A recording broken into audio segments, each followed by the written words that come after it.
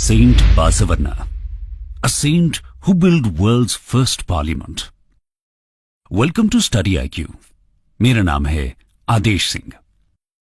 दोस्तों, इंडिया के इतिहास में ऐसे महापुरुषों की कमी नहीं है जिन्होंने अपने समय की प्रथाओं, रूढ़िवादी सोच और सामाजिक कुरीतियों पर कड़ा प्रहार किया।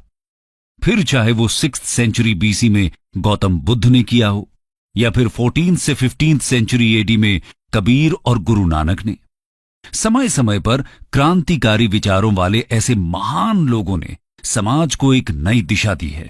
इसी लंबी सूची में एक नाम है साउथ इंडिया के सेंट बासवन्ना या बासवेश्वरा का, जिन्होंने 12th सेंचुरी एडी में अपने विचारों से समाज पर गहरा प्रभाव डाला। लेकिन अक्सर इनके बारे में बहुत कम ही पढ़ा सुना जाता है। आज हम सेंट बासवा की जयंती के मौके पर आपको इनकी लाइफ और कंट्रीब्यूशन से रूबरू कराने जा रहे हैं। तो आइए शुरू करते हैं इनकी अर्ली लाइफ से। Early life. मदी राजा और मादलंबिके के बेटे बासवा का जन्म 12th सेंचुरी सीई के अराउंड कर्नाटका के बागेवाड़ी नाम की जगह पर हुआ था। ये एक ऑर्थोडॉक्स कन्नड़ा ब्राह्मण फैमिली को बिलोंग करते थे। लोकल शैविज्म ट्रेडिशन और नंदी बुल के ऑनर में इनका नाम संस्कृत शब्द वृषभ के कन्नड़ा फॉर्म पर रखा गया था। पोएट्स ने इनकी कहानी में कुछ लेजेंड्स को जरूर जोड़ दिया है, जिससे कि इनका जन्म शिव के आशीर्वाद से हुआ था। ये जन्म लेने के बाद बच्चे ने आंख तब खोली जब उसके सामने ईश्वर की मूर्ति को लाया गया। खैर, ये स्टोरीज तो एक मिथ हो सकती हैं, लेकिन ये सच है कि जन्म लेने वाले इस बच्चे की बुद्धि का विकास बहुत तेजी से होता है। नॉर्थ वेस्ट कर्नाटका के कुडला संगम में कृष्णा और उसकी ट्रिब्यूटरी मालप्रभा के किनारे ये बड़े हुए। यहीं के एक हिंदू टेम्पल संगमेश्वर में इन्होंने 12 साल पढ़ाई की। अपने समय के लोगों के मुकाबले इनके विचार काफी अलग थे। 16 साल की एज में इन्होंने ब्राह्मणिकल थ्रेड यानी जनेऊ को उतार फेंका था। बासवा की शादी अपनी मदर की साइड से उनकी कजन गंगम्बिके के साथ हुई थी। गंगम्बिके के फादर और बासवा के मटर्नल अंकल कालचूरी किंग बिज्जला 1 के प्रोविंशियल प्राइम मिनिस्टर थे। बासवा भी कोर्ट में अकाउंटेंट का काम करने लगे। जब इनके मटर्नल अंकल की मृत्यु हुई तो किंग ने इन्हें चीफ मिनिस्टर के पद के लिए इनवाइट किया। इसके साथ ही किंग ने बासवा की सिस्टर नागम्मा से शादी भी कर ली। ये तो बात हुई इनकी अर्ली लाइफ की। अब चीफ मिनिस्टर बनने के बाद इन्होंने क्या क्या रिफॉर्म्स किए, उनके बारे में जानते हैं। Saint Basava, a social reformer.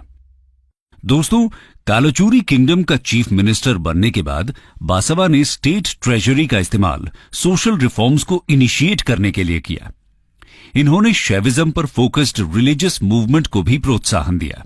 जंगमास नाम से जाने जाने वाले एसेटिक्स को पहचान दिलाई और उन्हें एम्पावर किया। इस दौरान सबसे इनोवेटिव इंस्टीट्यूशन जो सेंट बासवा ने लॉन्च की थी, उसका नाम था अनुभव मंटपा। दोस्तों, इसी को दुनिया का सबसे पहला पार्लियामेंट भी कहा जाता है। ये एक तरह से पब्लिक असेंबली की तरह था, जहां दूर दूर से पुरुष और महिला इकट्ठे होते थे और जिंदगी के स्पिरिचुअल, इकोनॉमिक और सोशल इश्यूज को ओपनली डिस्कस करते थे। जी हां, 12th सेंचुरी में एक ऐसी इंस्टीट्यूशन की कल्पना करना और उसे इंप्लीमेंट करना सच में हैरान कर सकता है। ये वो समय था जब यूरोप में भी पार्लियामेंट का कॉन्सेप्ट डिवेलप नहीं हुआ था और वीमेन को ओपन डिबेट्स का पार्ट बनाने में तो दुनिया भर में लंबे संघर्ष हुए हैं। यहां सेंट बासवा ने बिना किसी भेदभाव के सबको इस इंस्टीट्यूशन में एंट्री दी हुई थी। उनका ये अनुभव मंटपा न सिर्फ एक इनोवेशन की निशानी थी, बल्कि उनके सोशल रिफॉर्म्स का सबसे उत्कृष्ट उदाहरण भी। वो इसलिए क्योंकि इसमें न तो कास्ट बेसिस पर कोई डिस्क्रिमिनेशन था, न ही जेंडर बेसिस पर। सेंट बासवा ने लोकल लैंग्वेज यानी कन्नड़ा में पोएट्री भी कंपोज की, जिससे उनका मैसेज जन जन तक पहुंच सके।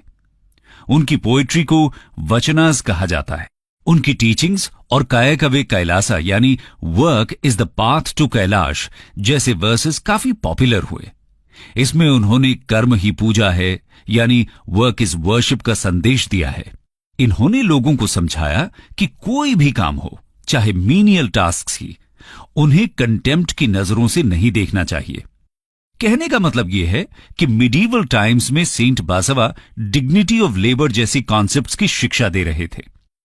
अपनी पोएट्री से बासवा ये मैसेज भी देते हैं कि कोई भी इंसान अपने जन्म से महान नहीं होता, बल्कि अपने कर्मों से बनता है। खुद एक ब्राह्मण होते हुए इन्होंने कास्ट सिस्टम और सोसाइटी में ब्राह्मण्स की हिजेमनी को चैलेंज किया। सेंट बासवा ईश्वर पर मंदिरों और पुजारियों की मोनोपोली को भी खत्म करना चाहते थे। इसके लिए उन्होंने पोर्टेबल इष्टलिंगा को पॉपुलर किया। यह शिव का एक सिंबल था जिसे गले में पहना जा सकता था। इस तरह अपने सेंटर कुदल संगम से ही इन्होंने टेम्पल के आइडिया को डाइल्यूट करना शुरू कर दिया था। साथ ही पॉलीथीज्म की पॉपुलैरिटी को भी इन्होंने कम किया था। सेंट बासवा मंदिरों और पॉलीथीज्म पर व्यंग करते हुए कहते हैं, इधर भी ईश्वर, उधर भी ईश्वर, हमारे खुद के फीट के लिए कोई स्पेस ही नहीं बचा है। सेंट बासवा कास्टलेस सोसाइटी का फॉर्मेशन करना चाहते थे। वो कास्ट बेस्ड इनइक्वालिटी को बहुत ही कड़े शब्दों में क्रिटिसाइज किया करते थे। बासवा कहते हैं कि डिवाइन बर्थ की स्टोरीज पूरी तरह झूठी हैं। डिवाइन के नाम पर बनाई गई मैन मेड इनइक्वालिटीज को उन्होंने रिजेक्ट किया था। उनके एक वचन में कहा गया है, एक ही धरती पर आउटकास्ट की झोपड़ी भी है और ईश्वर का मंदिर भी, भले ही रिचुअल के लिए हो या सफाई के लिए। क्या पानी एक नहीं है? ऐसे ही आउटकास्ट चांडाल हो या ब्राह्मण, दोनों ही ह्यूमन वूम से पैदा हुए हैं। बासवा आगे पूछते हैं, या कोई ऐसा भी है दुनिया में जो कान से डिलीवर हुआ हो? कास्ट इनइक्वालिटी के खिलाफ तो सेंट बासवा ने खुलकर बोला है, लेकिन उनकी सबसे ज्यादा प्रोग्रेसिव और रेवोल्यूशनरी डॉक्ट्रिन्स विमेन को सोसाइटी का इंटेग्रल पार्ट समझे जाना थी। सेंट बासवा का कहना था कि विमेन किसी भी तरह से कम और पेट्रियार्कल सिस्टम में कोई म्यूट पॉन्स नहीं है, बल्कि सोसाइटी की फंक्शनिंग में उन्हें बराबर बोलने का अधिकार है। ये बात बासवा उस समय कह रहे थे जब मिडीवल पीरियड में विमेन सोसाइटी में शायद सबसे डिग्रेडेड पोजीशन पर चली गई थी। मिडीवल पीरियड की सबसे बड़ी पहचान विमेन की खराब हालत को ही माना जाता है। सेंट बासवा की लाइफ की एक दिलचस्प बात है कि अपनी लाइफ में जिन 210 सेंट्स के साथ ये जुड़े, उनमें से 35 विमेन थी। ब्राह्मणिकल हेजेमनी के अगेंस्ट उनके द्वारा चलाए गए स्पिरिचुअल, सोशल और रिलीजियस क्रूसेड को जिन विमेन ने ज्वाइन किया और सेंट बासवा की फिलॉसफीज को चैनल करने का काम किया, उन्हें बराबरी का दर्जा दिया जाता था। ये आज की दुनिया के लिए भी एक एक्स्ट्रॉर्डिनरी फीट की तरह है, क्योंकि बहुत से सेक्ट्स और फिलोसॉफिकल स्कूल्स हैं जहां विमेन सेंट्स को वो स्टेटस नहीं मिलता जो कि किसी मेल सेंट को मिलता है। सेंट बासवा ने आम लोग जो कि वर्षों से कास्ट, जेंडर और क्लास की बेड़ियों में जकड़े हुए थे, उनके बीच इगैलिटेरियन सोसाइटी के बीज बोने का काम किया था और लिटरली एक रेवोल्यूशन को इग्नाइट कर दिया था। इनके इस रेवोल्यूशन से एक नई कम्युनिटी का फॉर्मेशन कर्नाटका रीजन में देखा जाता है, जिसे लिंगायत कम्युनिटी के नाम से जाना गया। तो आइए अब इसके बारे में भी थोड़ी बात कर लेते हैं। Saint Basava, founder of Lingayat. दोस्तों, सेंट बासवा को हिस्टोरिक शैवाइट लिंगायत कम्युनिटी का फाउंडर माना जाता है। इसका रेफरेंस हमें बहुत से हैगियोग्राफिक टेक्स्ट जैसे कि बासवा पुराण और वृषभेंद्र विजय में मिलता है। हालांकि हाल ही में मिले हिस्टोरिकल एविडेंस इशारा करते हैं कि बासवा ने इस ट्रेडिशन को ऑलरेडी एग्जिस्टिंग ट्रेडिशन से रिजुविनेट किया था, जिसे वीर शैविज्म नाम दिया जाता है। खैर, वीर शैविज्म और लिंगायत की कंट्रोवर्सी को हम यहां डिस्कस नहीं कर रहे हैं।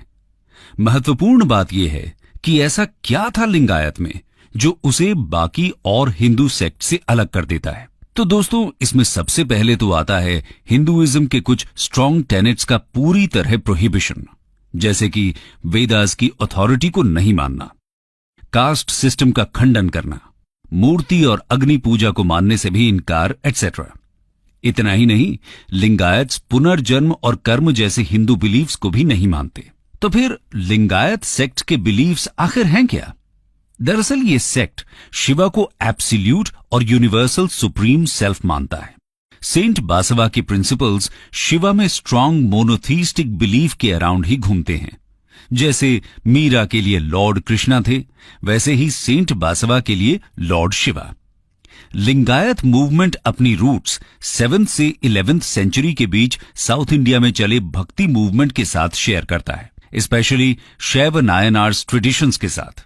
लिंगायतिज्म इंडिविजुअल की स्पिरिचुअल प्रोग्रेस के लिए जिस मार्ग को सिखाता है वो 6 स्टेज वाला सत्साला सिद्धांत कहलाता है। इस कॉन्सेप्ट में इंडिविजुअल प्रोग्रेसिवली इवॉल्व करता है। सबसे पहले वो डेविटी के फेज से स्टार्ट करता है, इसके बाद आता है मास्टर का फेज, फिर जो फेज आता है उसे रिसीवर ऑफ ग्रेस कहते हैं। उसके बाद लिंग इन लाइफ ब्रेथ, यानी कि ईश्वर उसकी आत्मा में रहने लगते हैं।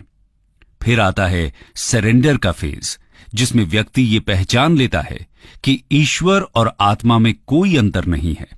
एक तरह से ये शंकराचार्य के अद्वैत यानी नॉन ड्यूअलिज्म की फिलॉसफी से इंस्पायर्ड कहा जा सकता है। और लास्ट स्टेज में सोल यानी आत्मा और ईश्वर का कंप्लीट यूनियन हो जाता है, यानी कि मुक्ति प्राप्त होती है। इस तरह लिंगायत